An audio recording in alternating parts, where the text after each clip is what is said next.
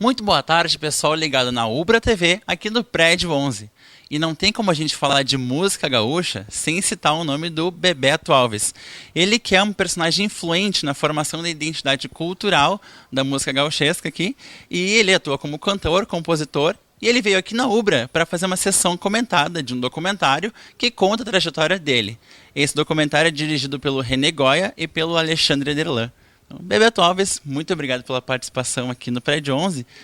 E a gente queria saber, então, como é que é essa experiência de ter um filme, um documentário que conta a tua trajetória. Pois é. Na verdade, é uma coisa muito interessante, porque, de uma certa maneira, é como se passasse em revista, né, a tua própria história. E, de uma certa maneira, é isso mesmo, né? E isso faz com que tu fique mais tranquilo, vamos dizer assim, em relação a essas coisas, no sentido de que isso estrutura também, que isso solidifica, que isso dá base, né? No momento em que tu vê as tuas coisas, os teus projetos, né? As tuas propostas, né? Sendo levadas dentro de uma perspectiva do cinema, né? Então, isso, de uma certa forma, te dá uma condição, vamos dizer assim, de tu te apropriar da tua própria história, né? De tu te apropriar das coisas que tu propôs, que tu fez, que tu, durante o período, né, dessa trajetória, tu te alimentou e alimentou uma cena, vamos dizer assim. Eu acho que, mais do que eu me senti vaidoso, orgulhoso com isso, né, eu me sinto premiado com isso, né, nesse sentido, né, porque eu consigo, a partir desse momento, então, me sentir apropriado da minha própria história, né, apropriado das minhas coisas. Eu acho que isso é fundamental no momento em que eu assisto e vejo e que eu percebo, né, de que esse filme ele traz, né, para mim, pessoalmente, essa sensação. Tu também tem trabalhos na área da fotografia, né? Tem exposições que tu realiza, inclusive está saindo uma exposição agora em parceria com o Sesc, né? E que relação existe da tua arte com a fotografia e com a música? Até que ponto a música influencia o teu trabalho na fotografia e até que ponto a fotografia auxilia o teu trabalho musical? Eu acho, na realidade, que eu cada vez mais me entendo como um criador, né? Uma pessoa que se utiliza de algumas linguagens, de várias linguagens, para criar. Essas coisas que o filme me proporciona, à medida que a gente vai conversando aqui, tu vai ver que a tua primeira pergunta ela vai ser a base de tudo que eu vou te responder, né? Porque, de uma certa maneira, eu vou responder constantemente a tua primeira pergunta. Então, o que tu agora colocaste como a fotografia, como a música, né, influenciando uma coisa na outra, na verdade, as duas coisas vêm do cinema, né, para mim, na minha vida. Porque o cinema foi tudo, né, durante toda a minha infância, né, o que eu vi, o que eu assisti, foi cinema, né, rádio e cinema. Porque não tinha televisão, né? Naquele período, naquela época, no final dos anos 50, início dos anos 60, numa cidade tão afastada como a Uruguaiana, não tinha uma antena de recepção de sinal de televisão. Então a gente não assistia TV, né? A televisão era um eletrodoméstico sem utilidade nenhuma, né? Inútil, né? Então o cinema era fundamental e através do cinema veio a música, né? Porque a gente assistia os musicais da época, os filmes do Elvis Presley, os filmes dos Beatles, né? Quando surgiram, o primeiro, os Reis do Iê, Iê, Iê, e tal. Então eu costumo dizer isso, que a minha música veio de cinema, a minha fotografia veio de cinema, porque à medida que tu vai assistindo filmes, que aquele cinema vai se tornando uma parte importante do teu imaginário, uma parte importante da tua formação, tu começa a perceber como é o filme, o que se trata o cinema, além daquela história que está sendo narrada, além daquela história que está sendo filmada, tu vai começar a perceber a técnica da coisa, né? pô, tu nota a diferença de fotografia, tu nota a diferença da técnica do som, da narrativa, do roteiro. Tu começa a perceber essas coisas, né? Então, a fotografia também, quando comecei a assistir filmes europeus mais tarde, né, com mais idade, né? Porque no início a gente assistia, era desenho animado, era seriados, tinha muito seriado no cinema, e filmes de cowboy, de faroeste, essas coisas que a gente gostava muito. Depois não, depois vai ficando com 14, 15 anos, mais, né, e vai assistindo outro tipo de filme, e aquilo vai te dando, né, outros elementos de enriquecimento, né, cultural. Então, obviamente que tanto a música quanto a fotografia vem daí. Eu acho que elas se tangenciam, eu acho que elas se influenciam, mas eu acho que fundamentalmente é como eu me encontro agora, né? E isso o filme também me deu mais condições, mais certeza, né, ao assistir o filme N vezes, como eu já assisti, de que, na verdade, eu sou um criador mesmo, né?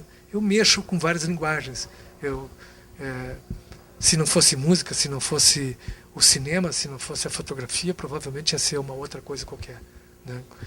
Desenvolvi por aí. Talvez ainda consiga fazer alguma outra coisa, quem sabe. Tu comentou aqui então com a gente que tu morava em Uruguaiana, né? Tu nasceu lá, tu se criou lá até os 15 anos, e é uma região tipicamente campeira, né? Tem uma coisa de fronteira. Tu acabaste de falar então que o acesso à televisão era quase impossível, e era impossível. E hoje tu é uma pessoa que viaja para muitos lugares, para fora do país, para divulgar o teu trabalho. Tu acha que a geografia influencia muito na tua música? Tu acha que de repente tu tivesse nascido pro lado da capital, pro lado onde teria televisão, por exemplo, tu acha que o estilo de música ou o estilo como tu lida com a tua arte seria muito diferente? Não sei, eu não sei. Nunca questionei isso, não fiz uma reflexão sobre isso, mas é que, na verdade, a fronteira te propicia tantas coisas, né? Porque apesar do ambiente rural, né, tu vive no limite de um país, e ali tu tem um contato com uma outra cultura, no mínimo uma outra cultura. Eu ouvia rock and roll, né? Eu ouvi o Led Zeppelin. Em 68 eu ouvi o primeiro disco do Led Zeppelin e caí duro para trás. Eu estava lá em Uruguaiana, eu comprei esse disco em Uruguaiana, entendeu? Quer dizer, é um lugar afastado, é um ambiente rural, mas não é fora do planeta, entendeu? Eu acho que é um lugar extremamente cosmopolita, inclusive, né? Na sua composição, né? No seu tecido social, né? Na sua composição cultural, apesar da hegemonia da cultura rural, né? Vamos dizer assim, que até hoje nem é tanto, né? Isso está em decadência faz tempo. Aproveitando aqui o gancho que tu falaste do rock, a gente vai conferir uma matéria que o Pedro fez lá em Porto Alegre no evento o Beatles Day. Na sequência a gente vai para o intervalo e volta com mais Bebeto Alves. Fica aí. 12 horas de cultura Beatle na rua mais charmosa da Cidade Baixa. Senhoras e senhores, o Beatles Day. O evento atraiu uma multidão para a rua João Alfredo na tarde do último sábado. Na sua quarta edição, o Beatles Day ocorre sempre em 22 de março, data em que a banda lançou seu primeiro disco, Please Please Me. O dia foi recheado de atrações como degustação de comidas temáticas, palestras e cinema ao ar livre. Entre os frequentadores, diversas gerações cantavam os hits que se tornaram clássicos. Beatles é tão complexo que eu acho que passa da esfera rock and roll. Beatles influencia pop, influencia praticamente todo o estilo musical. Uma mesa redonda reuniu integrantes da banda Cachorro Grande e The Fala, que discutiram a influência do quarteto para a música mundial. Se não fosse eles, eu não estava aqui falando com vocês. Se não fosse eles, eu não teria emprego. Eu não saberia o que fazer da minha vida. Foi uma coisa libertadora, mais do que influenciar musicalmente, que isso daí é infinito.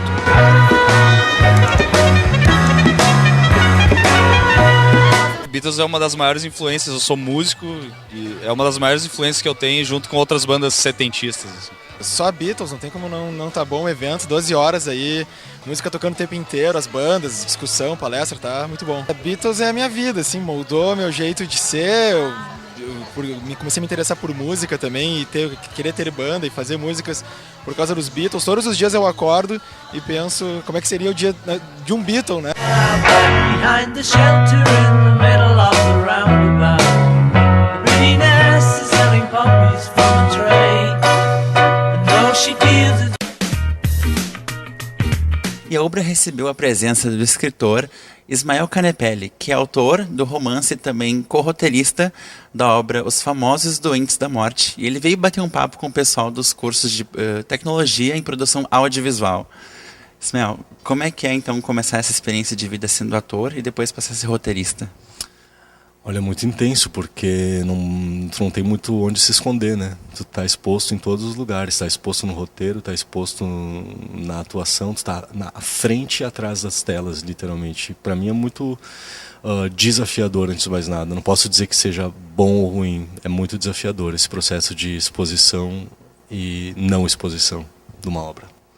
E sendo roteirista, tu trabalha muito com inspiração, né? E na manhã de hoje tu serviu como inspiração para muitos dos alunos. Como é que é enxergar a tua vida agora nesse outro prisma? Eu acho que isso, assim, eu quando sou chamado para falar com alunos ou com pessoas que estão interessadas em produzir arte, eu acho que é uma responsabilidade muito grande, assim, a gente inspirar realmente, porque acho que a realidade, o mundo, ele joga muito contra a inspiração, né? A realidade, muitas vezes ela é contrária à inspiração. Então, o que eu procuro trazer para as pessoas é a potência de se contar uma história, é essa ideia de que o sucesso é fazer. O sucesso é realizar com um produto. Se o teu desejo é fazer uma colcha, o sucesso é fazer a colcha, não é a colcha ser gostada ou não ser gostada. Então o que eu mais busco estimular nas pessoas é façam, concluam, terminem as suas histórias, coloquem elas no papel. Não sei, obrigado. Aconteceu na Ubra, tá aqui no prédio 11.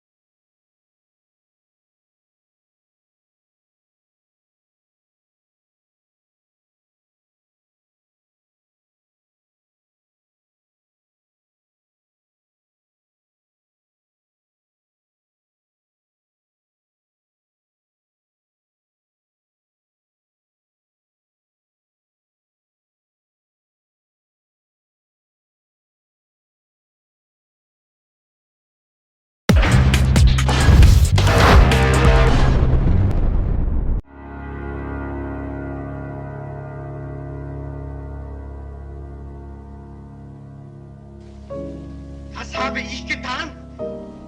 Aber ich weiß doch von gar nichts. Na Antártica, aqui terminando o mar de Weddell, quando nós encontramos esse iceberg, uma condição de luz para mim perfeita.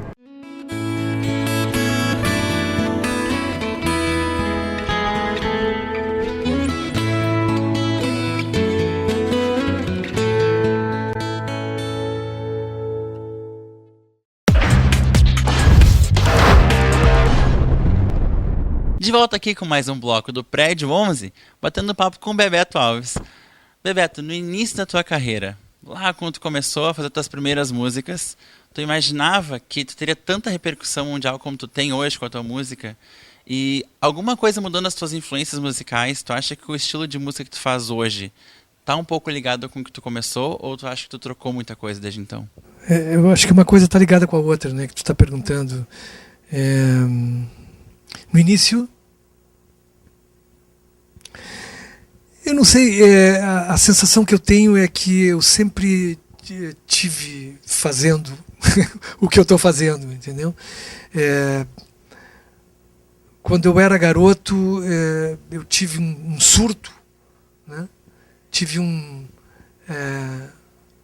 uma necessidade imperativa de participar de um programa de rádio com 9 anos de idade, que eu via no rádio, que era um programa chamado Mundo da Criança, e fui para lá num domingo de manhã, e de repente eu estava no palco, né, aquele teatro auditório lotado de criança,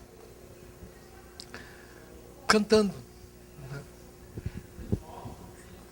eu nunca vou me esquecer disso, porque desde esse momento eu me entendo dessa forma.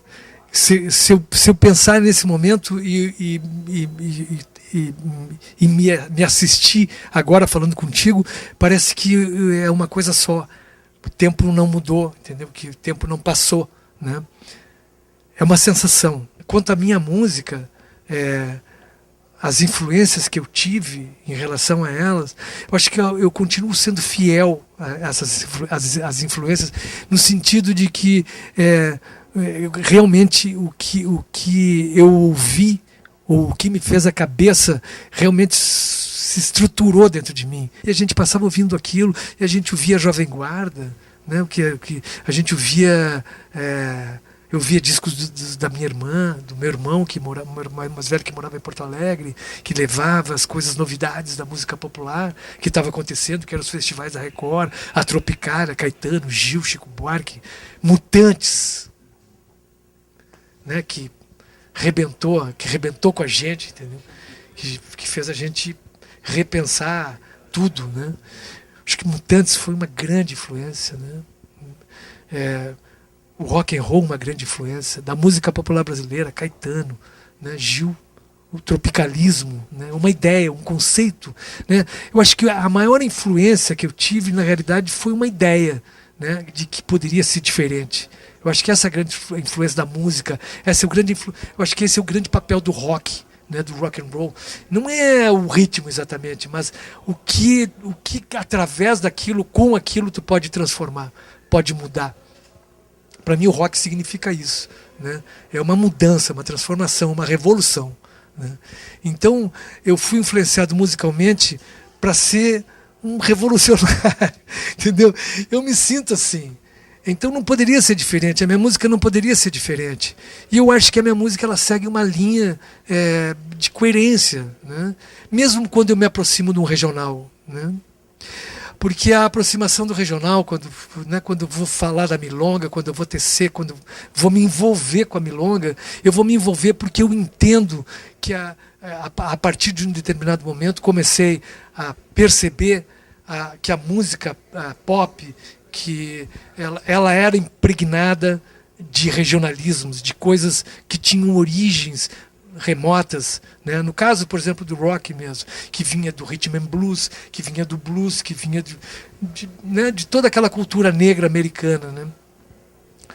E que foi descambar em outras coisas, né? Mas o rock, eu acho que a origem dele é muito no rhythm and blues mesmo, né? Então, a partir daquele momento que tu começa a observar essas coisas, como é que tu vai te diferenciar? Como é que tu vai fazer alguma coisa original, sabe? Quando tu te apropria de uma identidade, quando te apropria da tua própria cultura, né? Então tinha uma pessoa, né, já em estudo em Porto Alegre, né, nos anos 70, que foi fundamental para que a gente percebesse isso, né, que chamava-se Carlinhos Sartilide, que foi um grande agitador cultural, um músico, compositor, e que foi talvez o primeiro cara que fez essa fusão, né, de música pop com o regional gaúcho, né? E ele na época fazia uns espetáculos multimídia, né? Que ele já usava bases pré-gravadas na época, usava atores, usava performance, usava várias coisas, né? Que depois, né? Hoje, né? A gente está acostumado a ver, né? Projeção de slides, porque não tinha vídeo, porque não tinha movimento. Ele usava de tudo para compor um universo de fusão, né, com o pop que ele fazia com o regional, né? Então ele fez espetáculos que continham elementos regionais, como Boitatá, tinha né, que contava uma lenda, né, gaúcha, né, do Simões Lopes Neto. Tinha um Sonho Campeiro, um outro espetáculo também, multimídia. Quer dizer, aquilo despertou a gente, né, para que a gente pudesse desenvolver um trabalho também com propriedade, né? E a partir disso, na realidade, foi só um abrir as portas, né? Porque não foi assim, vou pesquisar. Não, libera geral que aquilo vem realmente, né? A gente liberou geral e veio um monte de coisas, né? E é isso que aconteceu e que acontece até hoje, né? Quer dizer, solidificou, estruturou, mostrou um caminho, né? Evidentemente que a gente não tinha essa consciência, né, de que isso que a gente estava fazendo lá em 1981, né, 1979, ia construir, né,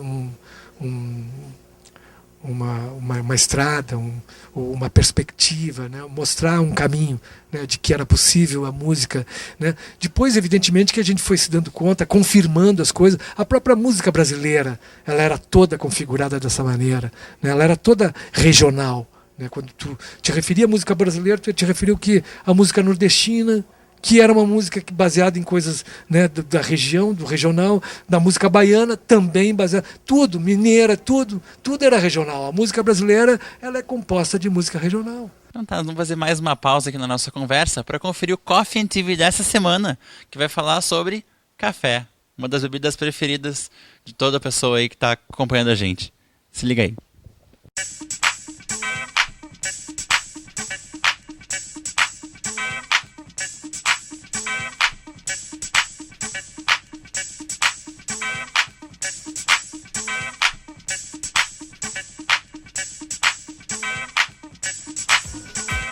Olá pessoal do Coffee and TV, e hoje a gente vai falar sobre... Léo, cadê o café? Não dá pra começar o programa sem o café? Ah, não deve ter ficado pronto ainda, daqui a pouco vem. Vamos começando enquanto isso então.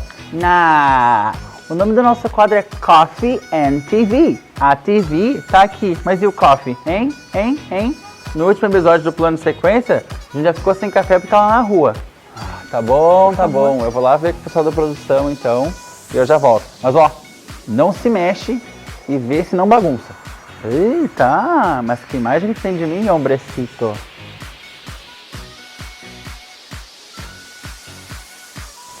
Ufa, agora eu tenho mais tempo nesse programa. Ainda bem. E hoje a gente está sem café só aqui no estúdio, porque o assunto de hoje vai ser exatamente essa bebida tão amada e adorada no mundo inteiro. Ela começou a ser feita no século IX na Etiópia. E hoje mais de 65 países produzem e exportam essa delícia. E graças a Deus o Brasil é um deles. Falando nisso, o Brasil é responsável por exportar mais de 40% da produção mundial de café.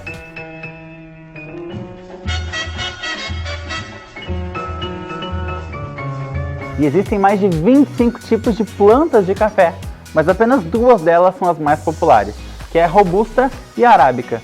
A Robusta tem um sabor mais forte, tem maior concentração de cafeína. A Arábica já é um pouco mais suave, tem menos cafeína. São necessários em torno de 42 grãos de café para se fazer um café expresso. 15, 16, 17, 18, esse aqui não, 19, 20, 21, 20... E tem mais curiosidades. Valeu, gente, desculpa incomodar vocês aí. Agora podemos começar. Tá aqui o café, pronto. Agora a gente está pronto para começar. Olá pessoal do Coffee and TV, e hoje a gente vai falar sobre... Léo, isso aqui tá sem açúcar, eu não consigo tomar meu café sem açúcar, é muito amargo. Ah, mas tu é chato, hein? Mas qual é a dificuldade de tomar um café sem açúcar? Tu não sabia que um café passado sem açúcar tem 0 calorias? Pra você que vive brigando com a balança, bota uma colheradinha pra mim, vai. Ou só 2. Haja saco, hein? Pelo amor de Deus, olha, sério. Eu vou ganhar um lugarzinho no céu por ter tanta paciência contigo. Eu já volto.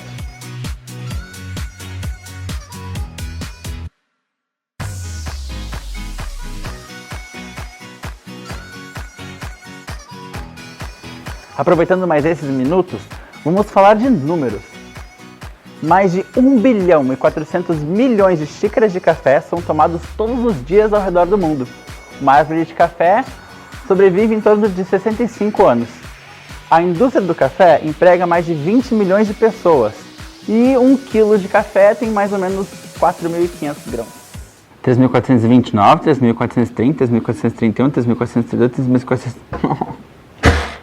Antigamente, na Turquia, o noivo e a noiva no casamento tinham que prometer que nunca ia faltar café no relacionamento. Promete que vai me amar? Sim. Promete que nunca vai faltar café? Sim. Mas na Inglaterra, em 1675, o rei Charles mandou que fechassem todas as casas de café na região, porque ele acreditava que as pessoas iam se encontrar lá para falar mal dele. O que faz um pouco de sentido, na verdade, porque eu, por exemplo, mandei o Léo pegar café pra ficar no lugar dele. Ele tá voltando, por sinal.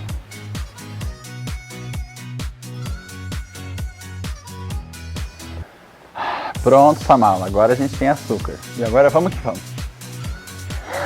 Tá, valeu, Léo. Muito bom, muito bom. Mas eu nem comecei ainda, como assim? Muito boa a gravação. Eu não falei nada, diretor.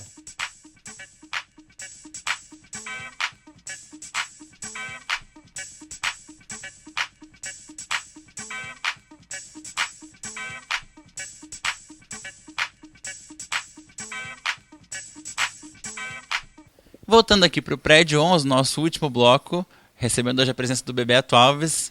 Bebeto, quais são os teus projetos, os teus planos agora? Tá saindo um CD novo, né? Tá aqui, Milonga Oriental.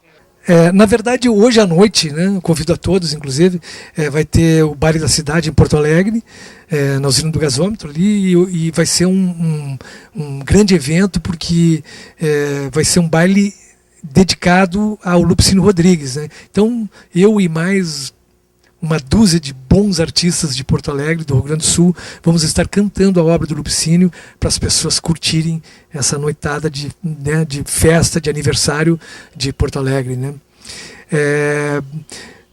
A seguir, a gente está lançando o disco Milonga Oriental, que é esse disco novo que saiu agora, que é um disco que eu tenho curtido muito, principalmente porque tem uma grande parceria aqui com o Humberto Gessinger, que a gente fez esse ano, né? No disco Insular tem 2 músicas nossas e uma participação minha no disco dele, e esse Milonga Oriental, que a música é título de uma música nossa, ele também canta no disco, eu curto bastante pra caramba. Então, a partir do dia 2 de abril, a gente vai estar lançando o disco também numa turnê pelo Sesc, vai passar por Gravataí, Novo Hamburgo, Farroupilha, Passo Fundo, São Leopoldo, e eu acho que essas são as 5 cidades. Depois vai ter Porto Alegre em maio, depois eu divulgo a data para vocês direitinho, e vai ter também, tem um monte de coisas, cara, e tem a exposição Estruturas, que estreou ano passado na Jaboticabal, também circulando pelo interior. Dia 6 de maio, em Caxias do Sul, ela inaugura. Eu vou estar lá presente também. Tem coisa pra caramba. A gente quer agradecer a tua presença aqui no Prédio 11. Desejar muito sucesso, que continue aí fazendo boas músicas, que as exposições continuem atingindo muitas pessoas. E para você que curtiu o Prédio 11 de hoje, não esquece de conferir a nossa página do Facebook, o nosso canal do YouTube, para conferir na íntegra o programa com Bebeto Alves. Tem promoção na área. Para concorrer ao CD novo Milonga Oriental do Bebeto Alves, só acesse aí, o endereço vai aparecer aqui na nossa tela. E boa sorte, a todos um bom final de semana e até o próximo Prédio 11. Você tem para incorrer na vida, que pulsa louca no peito, reventando de vontades de desejo. A verdade dos meus versos eu sou